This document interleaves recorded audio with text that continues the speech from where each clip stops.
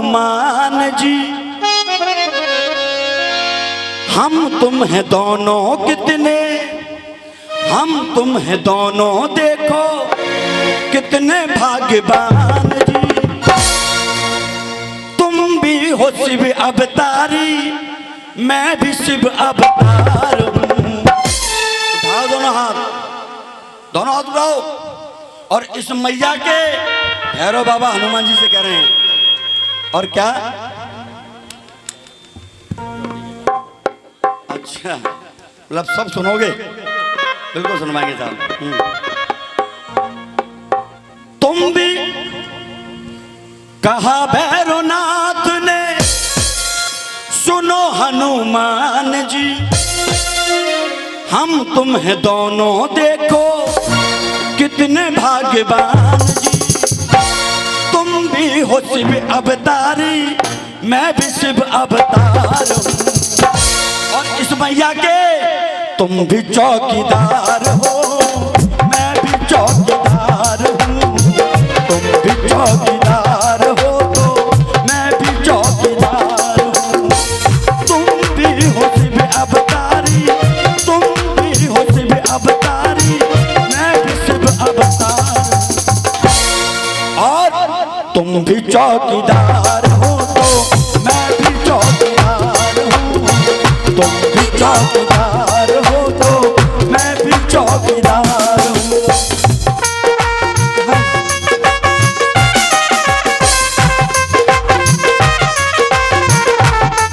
जय जय।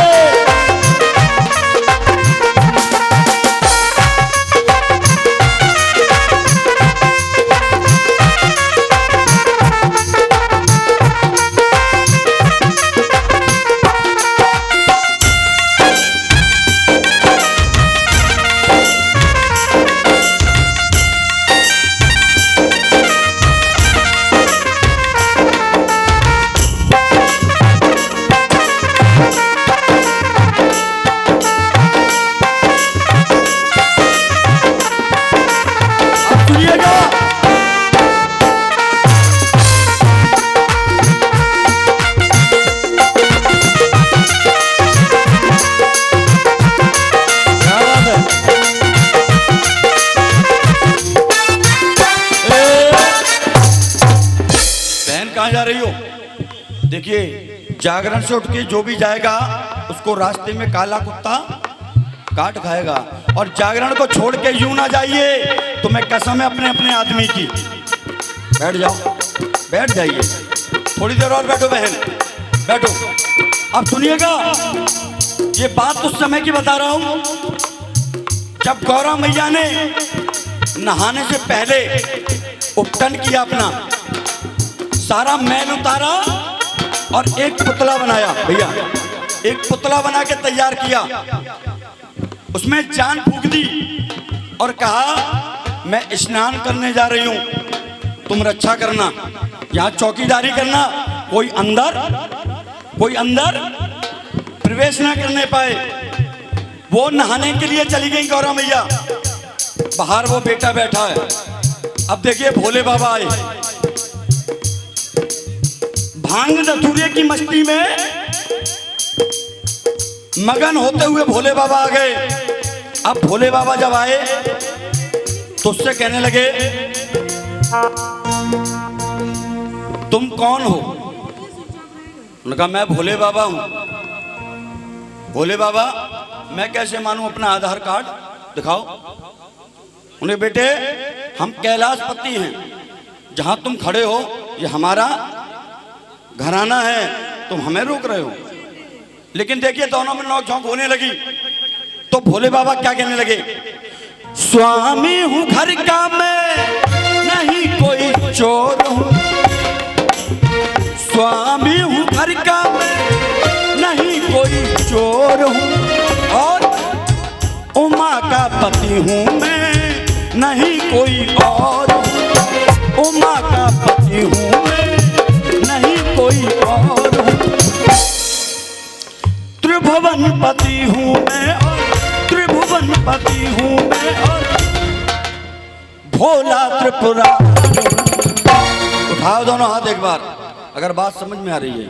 और कहने लगे भोले बाबा उससे, तुम भी चौकीदार हो तो मैं भी चौकीदार हूँ, तुम भी चौकीदार हो तो मैं भी चौकीदार।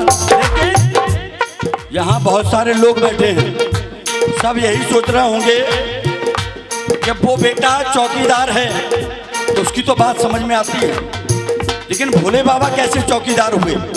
तो भोले बाबा क्या कहने लगे, सुनिएगा। सच्चे दरबार की भोले बाबा क्या कह रहे हैं उस गणेश जी से, तू घर का चौकीदार है तो मैं जग का चौकीदार हूं। अब तो उठा लो दोनों हाथ सीधे, और इसीलिए कहा तुम भी चौकीदार हो तो मैं भी चौकीदार हूँ, तुम भी चौकीदार हो तो मैं भी चौकीदार हूँ।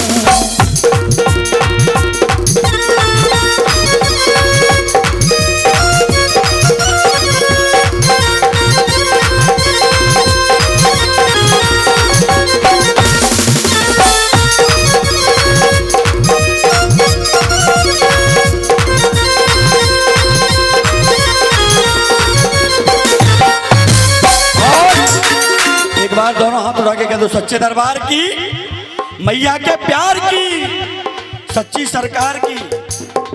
देखिए साहब, एक बार पाकिस्तानी सेना और हिंदुस्तानी सेना में झगड़ा हो गया।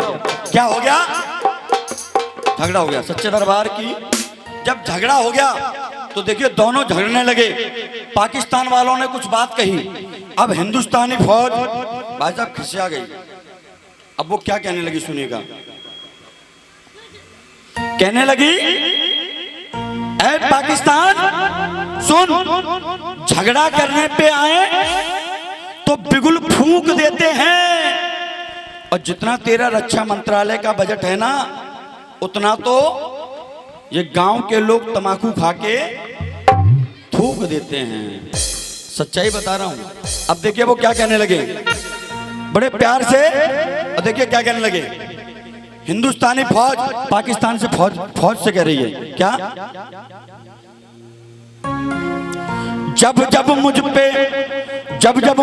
टकराई रंगबाजी भूल गई है, जब मुझसे टकराई रंगबाजी भूल गई है, तो पर मेरी बाजी तेरी सांसें फूल गई हैं, तेरे पास हैं बम के गोले।